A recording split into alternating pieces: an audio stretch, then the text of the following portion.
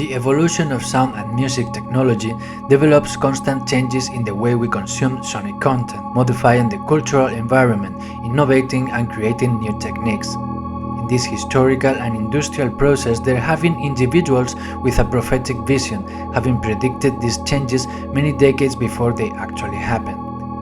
These visionaries live submerged in artistic practice, social trends and cultural changes, and with their work they left a mark in the history of modern music. In this informative audio paper, we're going to see some of these prophecies, in which context were they established and how they shaped the trajectory of contemporary audio culture.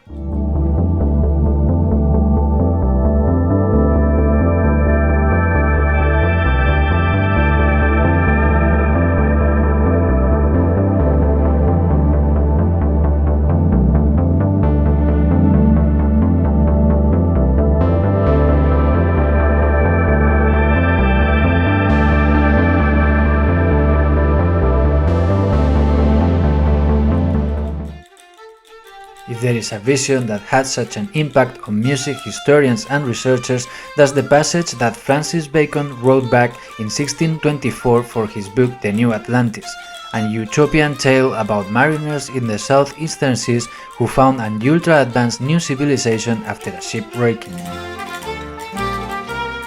In this passage, Bacon describes the sound houses, a parallelism to the contemporary sound studios, describing with incredible precision techniques like sound processing, synthesis, sampling, field recording, distortion, delay, and many more. These prophecies were discovered in 1958 by Daphne Oram at the just-established BBC Radiophonic Workshop in London, where she posted the following passage at the entrance of the studio. We have also sound houses where we practice and demonstrate all sounds and their generation. We have harmonies, which you have not, of quarter sounds, and lesser slides of sounds. Divers, instruments of music likewise to you unknown, some sweeter than any you have, together with bells and rings that are dainty and sweet. We represent small sounds as great and deep, likewise great sounds extenuate and sharp. We make divers tremblings and warblings of sounds, which in their original are entire. We represent and imitate all articulate sounds and letters, and the voices and notes of beasts and birds. We have certain helps which set to the ear do further the hearing greatly.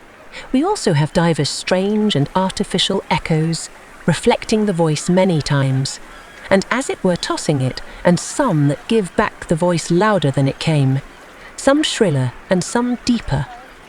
Yea, some rendering the voice differing in the letters or articulate sound from that they receive. We have also means to convey sounds in trunks and pipes, in strange lines and distances. But Bacon didn't make these predictions from thin air. In his work, Francis was constantly influenced by sonic phenomena, having even written a book, Silva Silvarum, in 1626, based on acoustic practical experiments where he explained some of his speculative statements on sound houses. He also worked with Salomon de Cos on these investigations, a French inventor who created steam engines, fountains, and water-driven musical instruments. During the end of the 19th century, some other writers made prophecies about the future of sound with the use of their imagination. In 1888, Edgard Bellamy wrote in his novel Looking Backward the history of a man called Julian West, who falls asleep and wakes up in Boston in 2000 after a more than a century nap. Finding how the city has changed, he discovers a variety of sound methods used in the future. There are a number of music rooms in the city, perfectly adapted acoustically to the different sorts of music. These halls are connected by telephone with all the houses of the city whose people may care to pay the small fee. And there are none, you may be sure, who don't, which is lead. The chorus of musicians attached to each hall is so large that, although no individual performer, or group of performers, has more than a brief part, each day's program lasts through the 24 hours. There are on that card for today, as you will see if you observe closely, distinct programs of 4 of these concerts, each of a different order of music from the others, being now simultaneously performed, and any one of the 4 pieces now going on that you prefer, you can hear by merely pressing the button, which will connect your house wire with the hole where it is being rendered. This idea of houses connected with wires could be easily applicable to future discoveries like TV or the internet, with video clip culture or even streaming music services, where we can find music played for us every time we need it. Our next prophet of sound is Edgard Varese.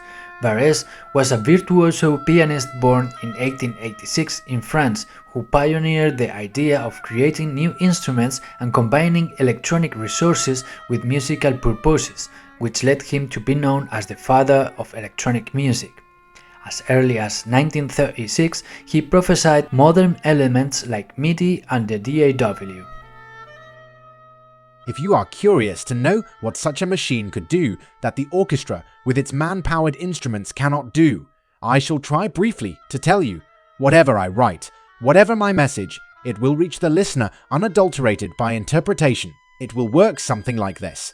After a composer has set down his score on paper by means of a new graphic notation, he will then, with the collaboration of a sound engineer, transfer the score directly to this electric machine. After that, anyone will be able to press a button to release the music exactly as the composer wrote it, exactly like opening a book.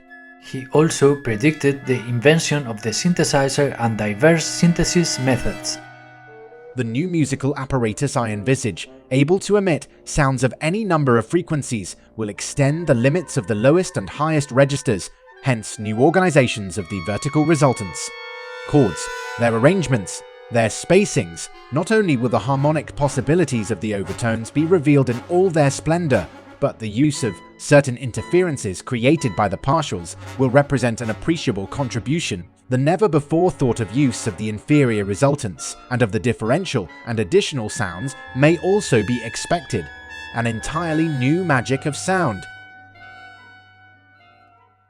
In terms of music business and commercialization, John Philip Sousa was one of the first individuals to speak and write about the issues of sound recording for the music industry, or what he called the menace of mechanical music.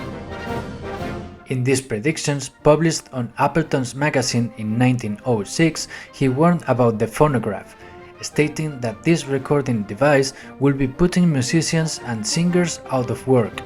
In his writings, he continuously opened the debate of music technology against humanity, machine versus man, something that is still a highly controversial theme of argument to these days.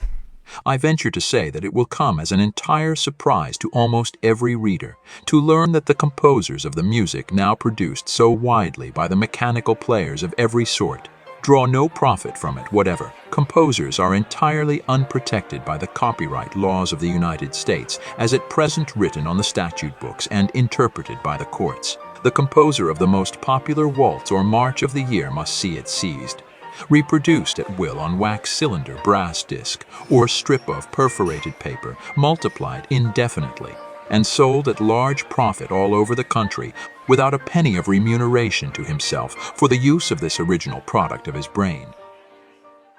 These amazing prophecies blaming wax cylinders, music rolls, and phonographs constitute a strong parallelism to the decline of music revenues for artists that we have seen during the last decades, with streaming services, piracy, and MP3 downloads.